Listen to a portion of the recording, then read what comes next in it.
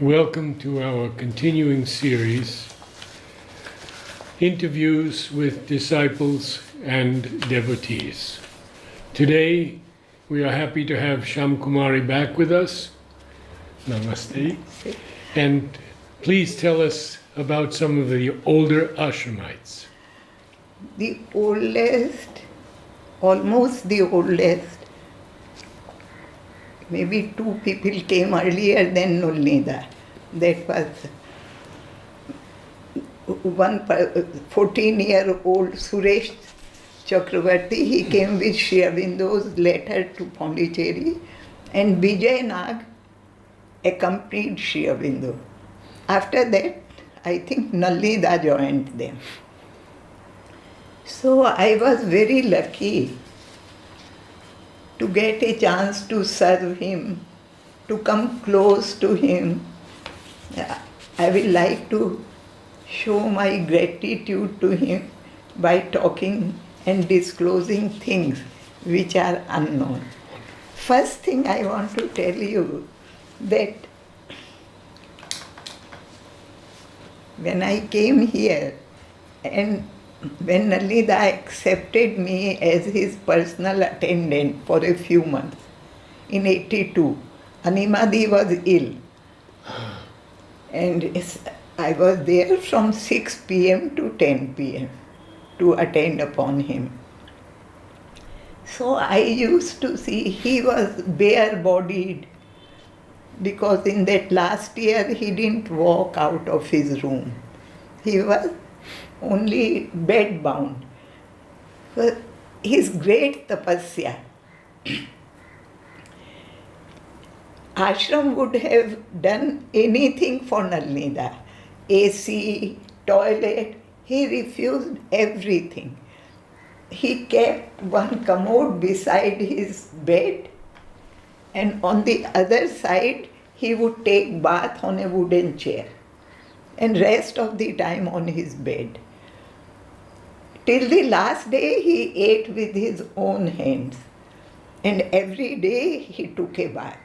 But when his hand shook, then aprons were needed, and laundry was very proud to do so much washing. He was meticulously clean. So every meal a new apron. But what apron? Narad, you will not believe. I gave away one yesterday, and next time, if you have a next time, I will bring one of his aprons. Wonderful. Because he followed everything to the letter, what mother said. And mother has said, things which have served us faithfully should be used as long as they are usable. And this usable should be strict. So, Bengalis put oil before bath. So he put some oil before his bath on that chair. Some 2 buckets of water was brought from outside. 3:30 a.m. he would take his bath.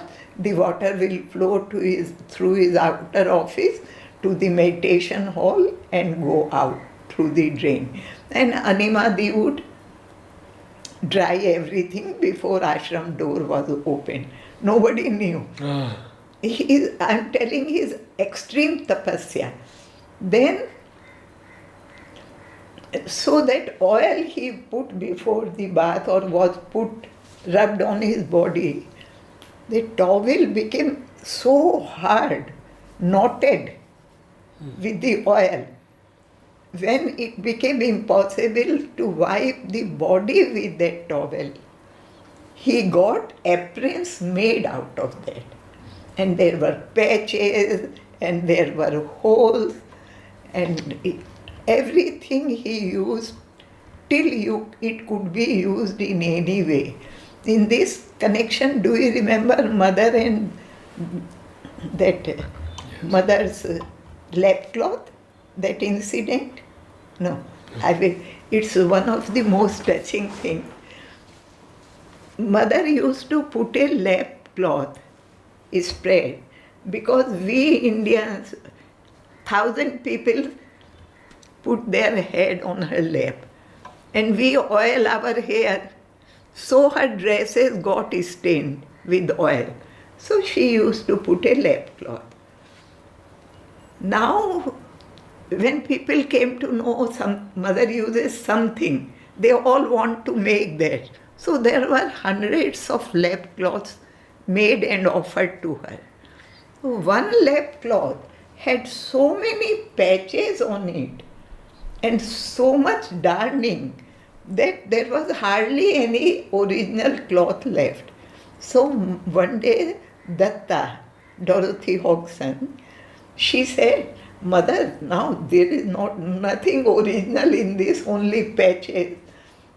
And I have some of the mother's things. I'm very lucky to have things of Mother, Shyam, Nalnida, with patches, with darning. So let me keep it away. And she folded it and put it on a shelf.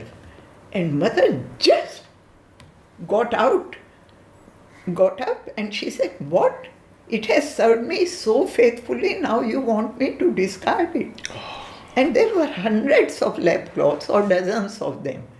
But because it has served her, she used it even when it was almost unusable.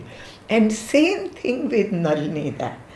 He used everything till it was, I wouldn't call it reasonably usable, but his usable went to the extreme. Next time I will show you some of, one apron is left with me. I had 3 of his aprons. Secondly, what he did, that his clothes to dry, just they stretched a rope over his coat, a little higher, and they were dried there. His tapasya you cannot imagine. There was one lady, Nirmaladi. Mother gave her the charge of serving lunch to Nalnida. Due to blood pressure, low blood pressure, some green things were given to him, like cucumber sliced or tomato, some such thing. So she asked some devotee to give some money, because in those days ashram was very poor, very frugal in everything, to buy some apples or oranges for Nalnida. Nalnida got so angry. He took that money from her, 500 or something. I don't remember exactly, because I became close to her also through Nalnida. So she told me everything. So he sent it to the banker as an offering to the mother. Then Nirmaladi got furious. She went and reported it to the mother. And mother asked Ravindra in charge of fruit room to supply him with an orange and apple whenever possible. I have seen him bringing in a basket several times. Then Nalnida's room, you see on this side it opens to the east, on that side to the north. In the afternoon it became hot like an oven, and Nalnida would not use a fan. Only in 93, when he became 93, in the last 1.5 years or 2 years, now my figures will be approximate, I can't remember, but not more than 2 years of his life, when this Nirodha, Dr. Dilipda, and there was one doctor, I forget his name. Bisht? Huh? Bisht? No. Bisht was not. They came as a team every day twice to examine Nalnida. That's much after mother left her body. Then they insisted, and over his protests, they put a ceiling fan. Only last 1.5 years. Before that, Nirmala Di, in the last few years, she got money from somebody. Nobody had any money in those days, all ashramite. Now we are all flush with money. Ashram is, but there are at least hundreds of ashramites who don't have money to buy even a chappal. Even now. Just now, it's personal thing. I don't want an old disciple. Let me tell an incident about him. He is a simple man and he was a sadhu. And a sadhu in a sect who wore only loin cloth of bark made with tree bark. When he was 15, 16. Then he came here. Even now he wears saffron robe, shirt. So once this simple sadhak, he had this ambition, when I march past on darshan day, I must have a wristwatch. Very simple man. But all the money he could gather, 20 rupees more were needed to buy a wristwatch. In those days, a wristwatch was 30, 40 rupees. And one day he was standing in front of opposite Madhav Pandit's office and looking at the mother's room, and suddenly Amrita came out and asked him, "You needed 20 rupees?" and gave him 20 rupees. He had not told anybody, leave aside writing, but she knows everything. So, like this, I have hundreds of stories of 500 people. So this man, just I give him some money every month now. He's a little younger than me, must be 80. So some needs are there with the body deteriorating, and mother can't send 20 rupees like that. She sends through others. So he started weeping. I give him a little money every month. So our Nirmala Di asked some visitor, before that ceiling fan, when Alida was 80 maybe, and bought a tiny table fan.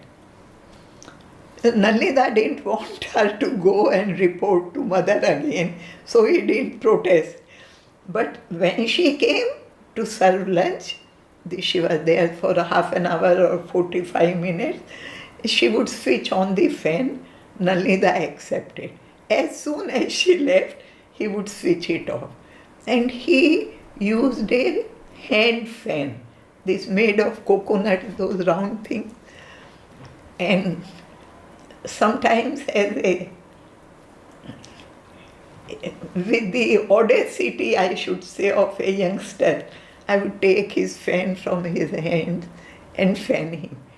Nimisha, he never allowed me more than 2 minutes. He will take it back. Now you see there is quite a big bed for him. But previously the bed was only this much.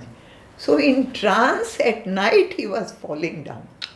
That's why this bigger bed with all four sides was made.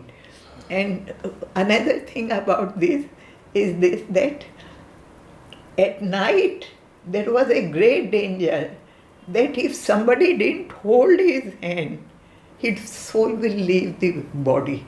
Somebody had to keep a link from earthly consciousness to his consciousness. So one side of the bed, those things which you have seen three sides, the fourth side would be lowered, and there was a bench this broad. Along on that, Animadi slept whole night holding his hand for years. And on the floor he slept, four of these cavaliers of mother, that is Swadhinda, Montuda, These brothers, 4 brothers in that small room, they had the privilege of sleeping on the floor. That's how his consciousness was kept on the earth. And he wouldn't take. I wanted to give him some things to make his life a little easy. I had no money in those days, but I'm a good beggar. So I thought, if I ask anything for Nalida, my family, your family, you, anybody would give.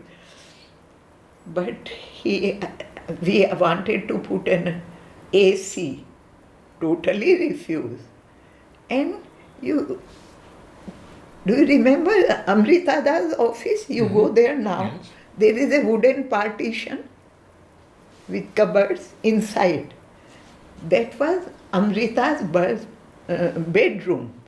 And in that, the space is this much. So a bed was put in half and a toilet was put in the wall. In that office. And that's how he lived.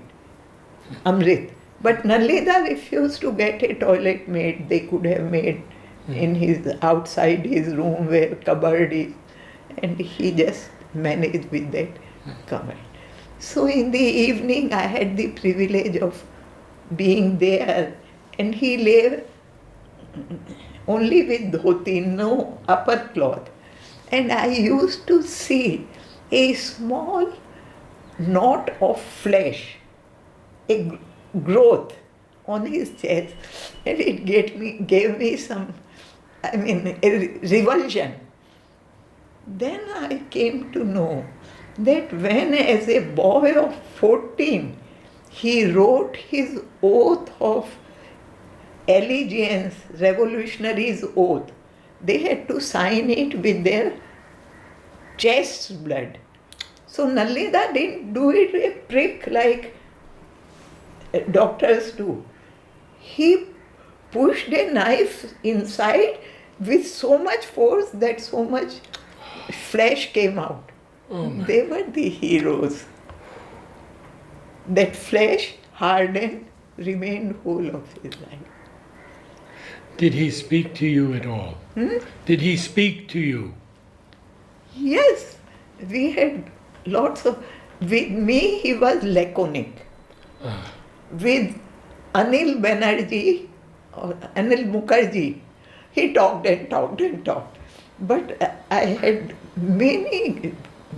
I was guided with him, by him, saved by him. Even when I went to Jipmer, I was admitted to Jipmer 5 times. Once he came to see me there, Jipmer. But Suresh Joshi, who accompanied him, is a simpleton, he could not find the room. So he came back. Another time I was very ill. From Jipmer, they brought me to our Trezor nursing home. I told the doctor, send me to the ashram, send me to the ashram. So the doctor in charge, I forget his name, his 2 children were my students also in our school. He was head of medicine in Jipmer. He came and reported to Nalnida about me. I came to know later on. He took so much personal interest. So I used to tell him, send me back to ashram, send me back to the ashram. He would say, I will send you. And when he reached the door with 10 or 12 student doctors following him every day, he would say, next week. From there, that was his joke. One night, he came to Nalnida and said, tonight we might not be able to keep her, means me. I was critical. And that is not concerned later on what happened, but he saved me. I was brought, when I was out of danger, I was brought to our Trezor nursing home. And there he sent, in those days he could not climb the stairs. And this is, Trezor didn't have a lift and I was on the first floor. So he sent Anil Mukherjee to inquire about my health. Then I told Anilda, tell Nalida, neither I can stand back from the disease, nor I can fight it. Then Nalida said, tell her she will be able to do both. Then something, every step in Pondicherry is a miracle life. I was a very optimistic person. Not optimistic, full of life. So I may weep, but I never gave up. And as I told you before, Nalida said, things which have happened to you do not happen in this ashram. Bear as it is your karma, bear it as quietly as you can. Every day was a crisis of highest. You can't imagine, for 3 years I lived in a house on the first floor without water, with a son, 8-year-old son, and no bathroom. A toilet was there, no bathroom.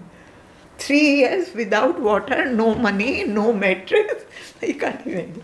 So, and they gave me on top 16 hours of work. So, I had hepatitis B due to a transfusion of blood, which was contaminated. And so I was in Jipmer. And then when I came back here, they put me in Tresor nursing home. I have told you all this just now. Yes. They put me in a room which had a cupboard with the dresses of patients. And there were a few old issues of Reader's Digest. And I just could not understand. First thing, I didn't know that I was critically ill. Mother withheld it. People came and told me, but I didn't realize that I was critical. But I could not understand why I was so depressed, why I could not even sit. And then, amongst those Reader's Digest, I picked up one. Hard to stand, but when I went to toilet, I picked out. The first article was WHO, World Health Organization, on hepatitis B. And this first symptom was devastating depression. And then I understood that it is due to the disease. Were you there when Nalini left his body? Nalida? When he left his body? Yes, I was outside his room, he's standing there. And in the afternoon when I came from his school, I had a call from within to go and see him. But I didn't go, though our Bala, Arvind Bala was with him for 1 hour. When I went at 4 o'clock, I stood outside, the doctors were inside. Nirodha, Dilipda, and then he passed away. And then they brought out his pillows and lay him flat, like that. So, Nalida's tapasya was such that you cannot imagine. If you gave him some things, he would just return them. Once he was very ill. Everything has to be connected with the mother for Nalida to accept it. So there was a lady, I won't name him, and she was a bit not very, she left the ashram later on. So in those, nowadays Pondicherry has apples and oranges and pomegranates on every corner. Then it was very difficult to get fruits out of season. At one time, Nalida was not eating anything. So I thought if we can get from some 5-star hotel in Chennai. See, he passed away in 84. So let us say it is 1982. So far back. This lady was going to Chennai. So I requested her, buy some fruits, apricots, peaches, oranges were available here. He might, just to attract his appetite. He might like to eat a little bit of that. So she brought, and she didn't take money from me. I had that much of money, 100, 200 rupees to give for fruits. Nalida asked, who brought these? With a serious face. Then I had to tell him. He said, don't ask people to buy things from outside. They do not have the mother's consciousness.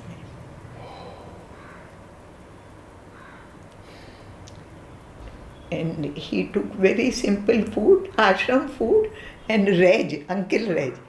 You remember Reg? Very well.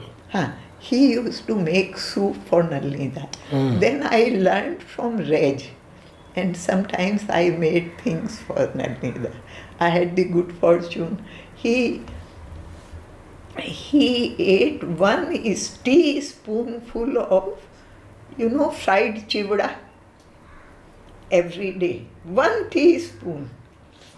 So I made, and for him, I had the privilege to make something sometimes. Otherwise, he took only ashram food, ashram bread. His wife, Indulekha Di, was a very fine cook, renowned cook. And she lived with her sons, 2 of her sons, Robida and Manjuda. And his brother's wife, Pratibhadi, she also lived with her sister-in-law. She was a widow. So one day I asked Pratibhadi that Indulekha Di cooks such beautiful things, tasty things. Why don't you send some chapati or puri or luchi for Nalin? He said he doesn't like. From his own family, he wouldn't take it. They cooked every day. Meals for themselves. He wouldn't take it. In this, Nalida, I can tell you 100 stories. Just now a beautiful story I remember. It will tell you about what Pondicherry is, what Sri Aurobindo's and mother's compassion is. So Nalida had a brother whose son and wife lived in Calcutta. They had 2 little children, 1 girl, 1 boy. The boy was named Pratim. The girl is married to Gautam Chatterjee. I forget her name. Now I am forgetting names. So she came on a visit. Nalinida's nephew, his wife, Nalinida's brother's nephew, wife, they came with 2 children. On an impulse, Bengali ladies always wear golden bracelets. She took that her bracelet. It is sort of, for married ladies, it's a must, like your wedding ring of Christian.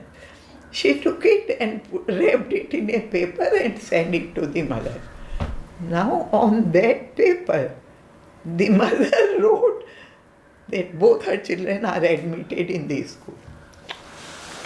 She was aghast. They had come only for a few days. And he was working there. His name was, I forget. So anyway, Mohit, I think Mohit, but I'm not sure. So it was decided that he will go back and the wife and children will live here. So mother was living. She had made it clear that she doesn't like servants to bring food because their consciousness, she said at home their children are starving and they bring tiffin full of milk and everything, and also their consciousness is very low. So she never allowed servants inside the dining room. Washing and everything is done there. So when this became public, Nalida's wife Indu Lekhadi, she was quite old and infirm to go to dining room. And Manjuda and Robida, they were so busy, can't leave their classes to go and fetch lunch, because lunch is given at a certain time for home, tiffin carrier service. Anyway, so this boy, Pratim, his brother's grandson, he was 8 or 10, he started getting her lunch from dining room. Then this boy was very fond of dogs. When the mother suddenly admitted them, they got a room, a single room for 3 of them to live somewhere near a sports ground. And from there, in those days, ashram door opened at 4 o'clock, not 5 or 4:30. And she came all alone to make garlands for Samadhi and work at Samadhi. And the children were at home asleep. And there were so many drunkards on the way. She was very afraid, but she came. In those days, Pondicherry was not as bright or well populated as now. Then this boy, his name Nalida gave Pratim, but he was called Toto. So Toto wanted to have a dog. Then his mother, Sumitra Devi, she was in charge of Samadhi decorations for decades, 3-4 decades. She said, look, morning I go out at 4 o'clock.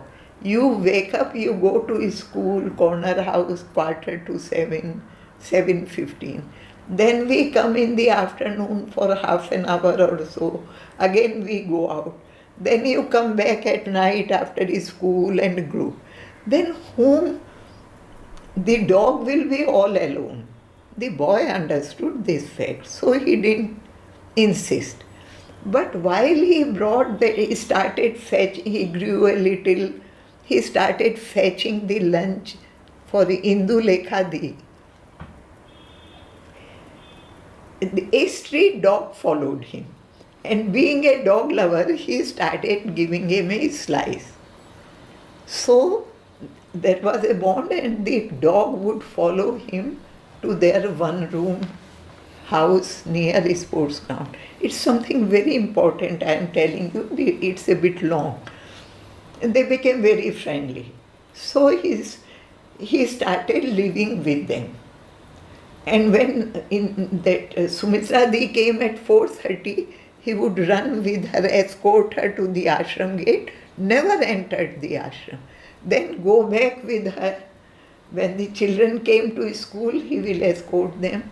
Then go back. Sumitra Di came and worked in dispensary. Whole 8, 10, 12 hours she worked, back and forth. And he was so... Have you seen dogs salivate?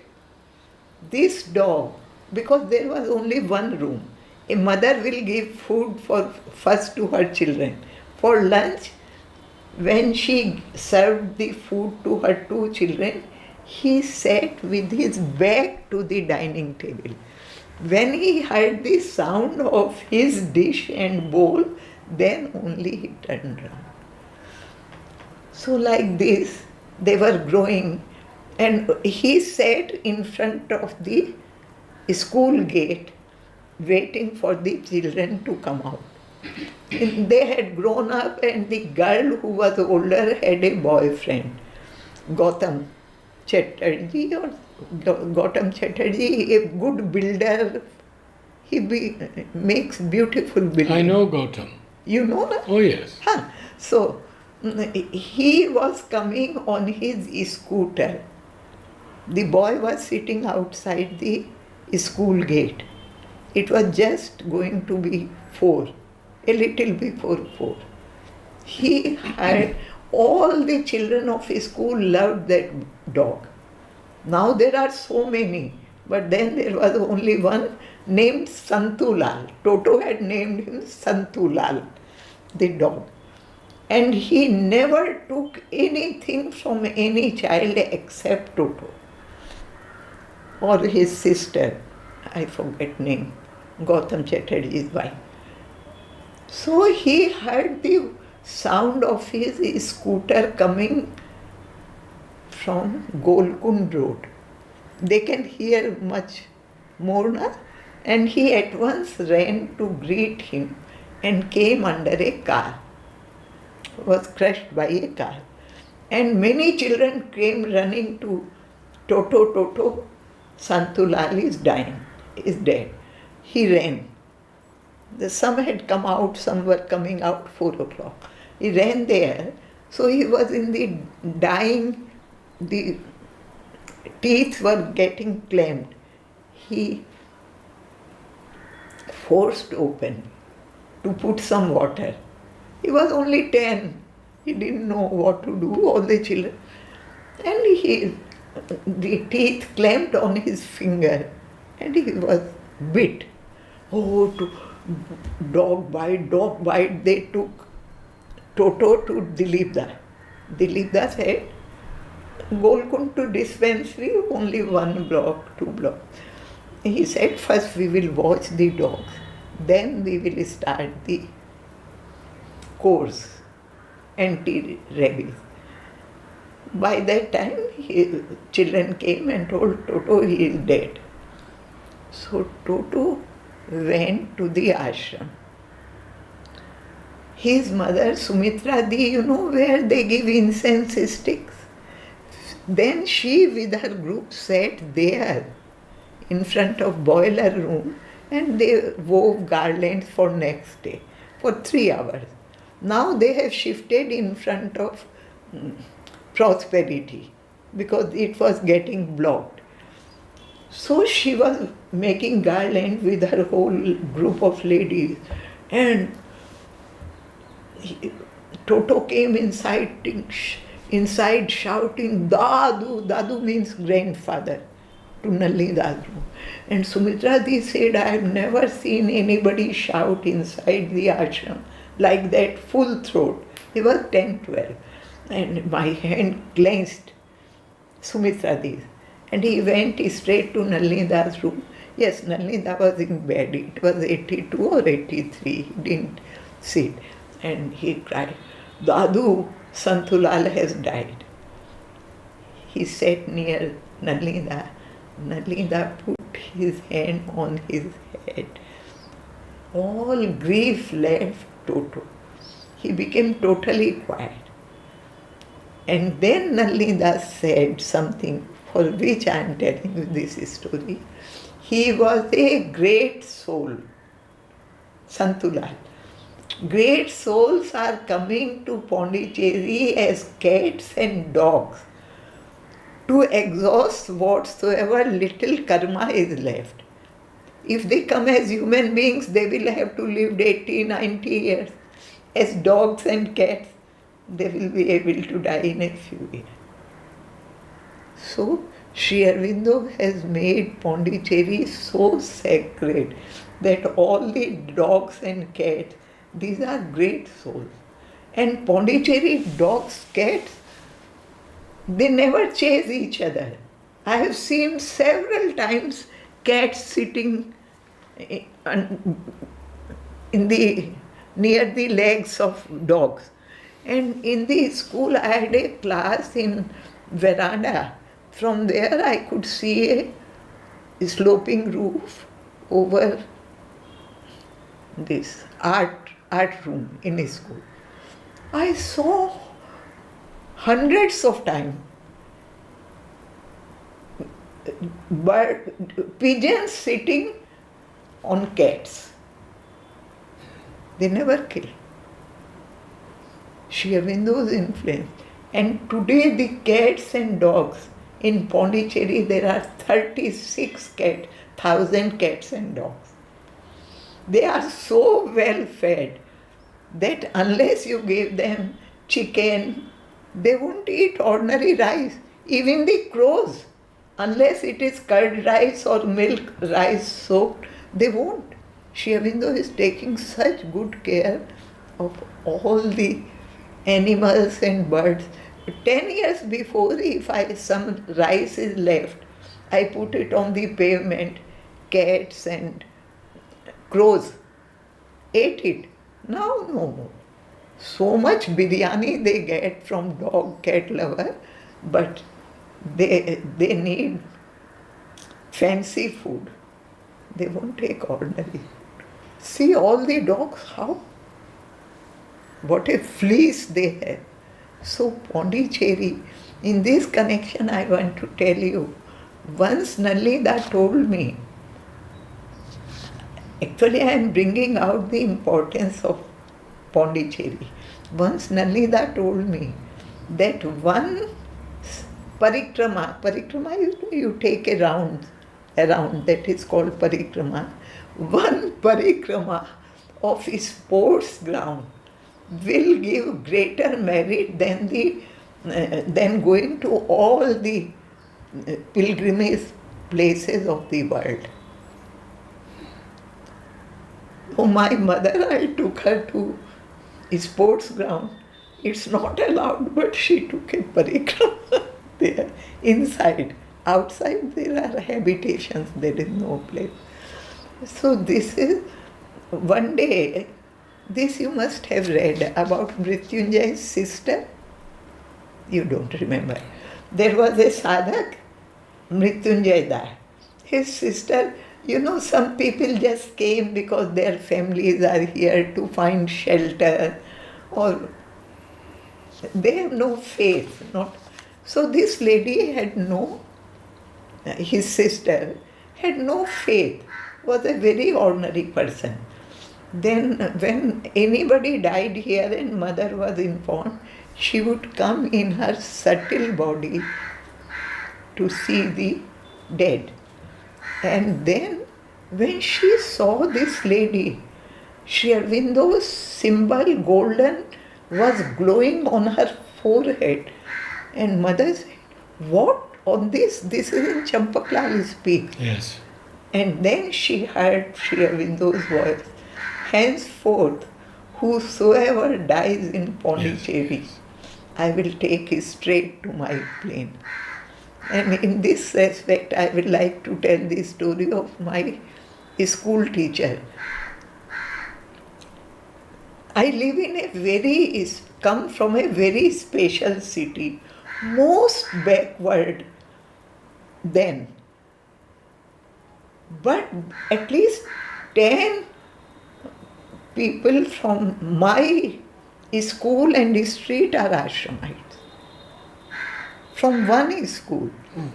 And not connected with each other. We didn't know each other.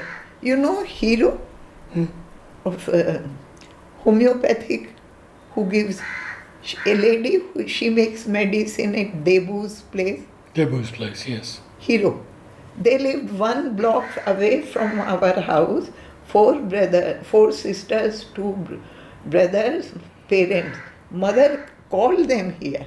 Then there was a teacher in that school. Hero's mother was friend with my kindergarten teacher.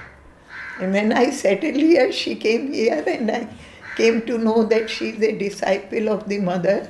And she has thousands of receipts with mother's signatures which she got bound. Because she got a salary of 10 rupees in those days. And out of that 1 rupee she would send to the mother, or 2 rupees. And all those she kept and got bound. So when she came here in maybe 80, and I was already in ashramite for 12 years. Naturally we met, and so when she came to know of this, she said, "Ask Nalida, even if visitors die here, will Sri Aurobindo take them?" So Nalida said yes. Then she made me ask once again, and Nalida got a little irritated. He said, "I don't know." Anyway, She got a pension of only 200 rupees. She could not afford dining room food. They lived in the veranda of a sadhak and cooked their own meal, simple rice and she had got a letter from her home that government has increased the pension to 500 rupees. This 1980, 500 rupees was enough. Then, but you have to come and sign the papers. She had come forever, living on one meal, living in the veranda of Shyam. What is it? Urmila of mother's room, her husband. His full name I forget, Shyam. He worked in the eye department. In their veranda, those two ladies took shelter. Within 7 days, she left her body here. She didn't go back. Her ticket was bought because Shivindu has promised he will take. After that, I phoned her sons. They came after 10-15 days. Shyam Kumar, Urmila's husband, Urmila, Shyam Kumar, myself, and Hero. We took her for cremation and kept her ashes in a small pot. When her sons came, Nalida told them she is very happy there. Nalida knew her very well because for say 10-20 years she was sending offering and coming every year. So just like that she left her body. Nalida used to tell me, the secret is not to go out of Pondicherry. That's why for the past 50 years, except when I was admitted to Jipmer, which is Pondicherry virtually, I have never left Pondicherry since 24 December 1968. The day I came finally, Mother accepted us on 22nd January and gave work in the school. Myself, my sister, we had conspired and run away from home. Otherwise, nobody would have let us come. So Nallidas, see, sometimes he could go back and forth in time. So his attendant Animadi, when he was Satyakam, the great Rishi Satyakam Jabala, Animadi was his mother Jabala. So sometimes he would start behaving like a child. He could go any past or future. All the 3 times he traveled. So many things about him. But I wanted to, one thing he said, the secret is not to go out of Pondicherry. He has given me so many insights. I have written somewhere and I wanted to tell you, but I could not find. 1 or 2 political things I want to tell you. Very important things. One thing, once Chow En Lai came here and whole of India was agog. Hindi, Chini, Bhai, Bhai. And you remember Suresh Joshi, he took mother's letters to Sadhu. He came, he was very enthusiastic and told Nalida, Chow En Lai has come. Nalida said, never trust the Chinese. And see, after that was what they did in later. Then another thing, Nalida, Indira Gandhi came very close to the mother. And Yes, she visited the mother. Nandini Satpathy, the chief minister of Odisha, she brought Indira Gandhi. You have seen the photograph. Yes. Oh, yes. Later on, after mother's passing, she came again. But before that, I will tell you a very important story about, that's Udar's story. Udar made 4 tapes for me. I have this tape. I kept back, didn't give to Gauri. Told her a lie that I have given you all. So in that, though I have never listened to it, it must be spoiled now. Mother, in those days, Sanjay Gandhi, Indira's younger son, is slated to be her successor. He was very radical and he started forced family planning operations for Muslims near around Delhi, Meerut, etc. And because they increased so much, then there was great criticism against him. Mother sent Udar with a message to Indira Gandhi, take care of your sons. Nobody knows it. Sons. So when Udar took it, I think she thought that mother is talking about this sterilization operations, etc. And she was annoyed, I have heard. Indira Gandhi. Then after some time, some months or weeks, he died in this plane accident. Then Udar went again. There were hundreds of people who had come to comment on that sad occasion. And he was also standing. And she came out, looked at everyone. She couldn't meet everyone. But she looked at Udar with very sad eyes. Then she understood why mother had told, take care of your sons. So people thought the story has stopped there. But it went further. That's me. I used to wonder, mother never spoke one letter, one word extra. Why did mother say, take care of your sons? Capital. Plural. Plural. No one else noticed or bothered about it. When Rajiv was murdered, then I remember. Yeah. So Nalida used to tell about Indira Gandhi that Indira's mind and my mind are one. But in emergency, the atrocities became too much. Nalida accepted that it became too much. But he loved Indira so much that Indira Gandhi was imprisoned. There was a Shah commission. You remember?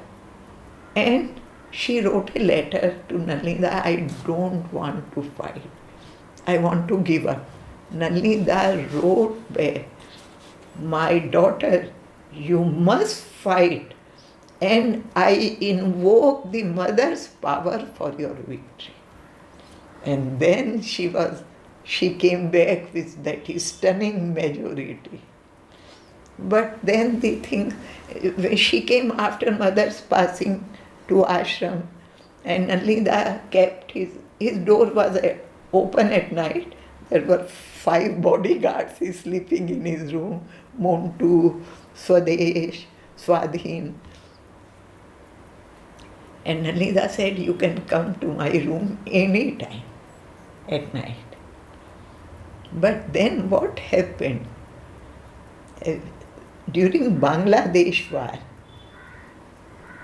mother concentrated, got an enlarged map of Bangladesh made by students, and she was concentrating on each battlefield. So,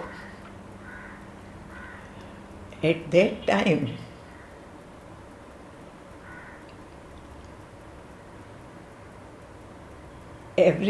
all the news were taken to her. She was following all the details. So Nalida used to say Bhutto did only one good thing, that he spared the life of Sheikh Mujibur Rahman. So that night he was flying back, Sheikh Mujibur, from Karachi or Lahore, wheresoever he was imprisoned, to Dhaka. At night, 12 o'clock, there was a huge, many million of people came. There was a meeting at Ramlila ground where Mujibur Rahman and Indira Gandhi addressed the public, and Mujibur Rahman announced the formation of Bangladesh. Morning, Nalini Dad took this news to mother. Mother was shocked. She said 3 times in French, "Pas la fédération, pas la fédération, pas la fédération." Not a federation, not a federation. And that day, both of them, this is my surmise, this is not what Nanida told me, that both of them went out of the ambit of grace. And that's why both of them were murdered. Because they were given the divine charge to make a federation, to hasten the ultimate undivided India seen by India, which will be surely one day. These political things I remember because hardly anybody knows in the ashram, and those who knew have passed away. For example, in the book, that beautiful book about Udar, they have not mentioned any of these things. And maybe they don't even remember Gauri, etc. His daughter, wife is dead. I remember because I do these things.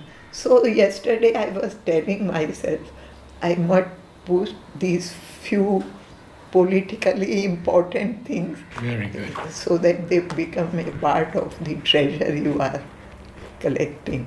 Thank you, Shyam Kumari. Namaste. Namaste. Namaste.